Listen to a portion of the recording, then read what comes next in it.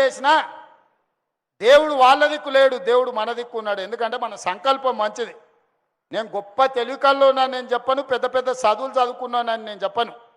కానీ 10 మందికి మేలు చేయాలన్న ఆలోచన నాకుంది. అది ఒక్కటి చాలు నన్ను దేవుడు కాపాడడానికి, ఆశీర్వదించడానికి.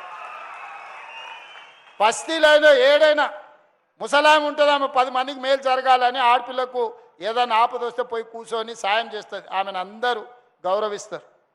ఆమె పెద్ద డాక్టర్ చదువుకోవాల్సిన అవసరం లేదు. హాస్పిటల్కి ఓనేళ్ళు పేదోళ్ళు కూడా కాన్పు ఉంటే ఒక పెద్ద మనిషి వచ్చి కూర్చొని సాయం చేస్తే వాళ్ళు జీవితకాలం గుర్తుపెట్టుకుంటారు. చిత్తశుద్ధి కావాలి, మంచి బుద్ధి కావాలి, మంచి ఆలోచన కావాలి.